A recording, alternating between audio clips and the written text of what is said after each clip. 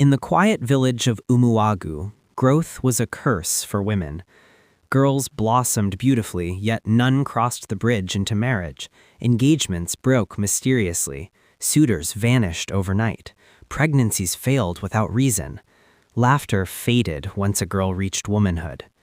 The elders whispered, the mothers prayed, but no one spoke her name aloud. Agadia, the witch no one dared to look at twice. She lived at the edge of the forest, where the sun never fully reached. Her hut leaned like it was tired of standing, wrapped in vines as black as burnt wood. Children were warned never to follow the sound of humming near the forest at night, because that was how Agadia called her victims. Agadia was ugly in a way that went beyond appearance. Her back was bent, her eyes mismatched, one cloudy, one sharp. Her skin looked like dried bark cracked by bitterness. But it wasn't her face that terrified the village. It was her hatred. She despised women, especially women who bloomed. Long ago, Agadia had loved deeply. She had dreamed of marriage, children, and respect.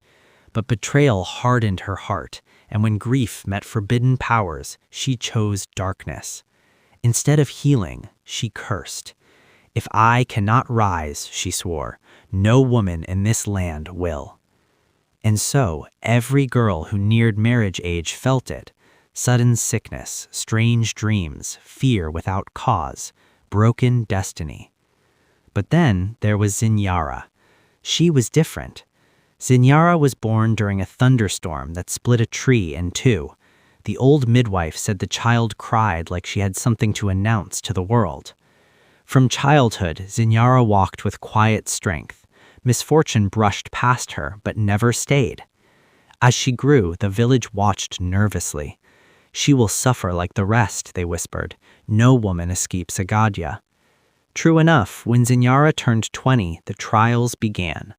Her first suitor disappeared on the night of their introduction ceremony. Her second fell mysteriously ill and refused to speak her name again. Her dreams turned dark. She saw a crooked woman standing at crossroads laughing. Still, Zinyara did not break. She prayed, she fasted, she refused to hate herself. But Agadia noticed. One night, the witch stood at Zinyara's window, invisible to all but her. Zinyara woke to the smell of damp earth and fear. A cold voice whispered, "You will never become more than a shadow." From that night, Zinyara's life grew harder. Her business failed. Friends turned against her. Even her own relatives suggested she give up on marriage. But Zinyara did something no woman before her had done. She fought back with wisdom, not fear. She sought the oldest woman in the village, Mama Ekema, blind but sharp in spirit. Mama Ekema listened quietly, then said, "The witch feeds on bitterness and silence. She fears a woman who knows who she is." Mama Ekema gave Zinyara no charms, no spells, only truth. Stand in your destiny, face her, but do not hate her. On the night of the new moon, Zinyara walked into the forest alone. Agadia was waiting. The wind screamed, the trees bent. The witch emerged, larger than life, anger boiling from her eyes. "You dare come here?" Agadia hissed. "I ended women stronger than you." Zinyara trembled, but she did not run. "I am here to refuse your curse," she said. Agadia screamed, unleashing fear and illusions, showing Zinyara visions of loneliness, shame, and failure. But Zinyara stood firm. "I forgive you," she said softly, "and I choose my future."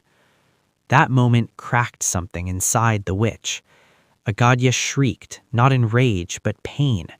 For the first time in decades, she remembered the girl she once was. The power she held shattered, because bitterness cannot survive where courage and forgiveness stand. By dawn, the forest was silent. Agadia was gone. Some say she vanished, others say her spirit was finally freed. Months later, the village changed. Women married, children were born, joy returned. And Zinyara? She married a man who respected her strength. Her home was filled with laughter. not because she escaped suffering, but because she refused to let suffering define her.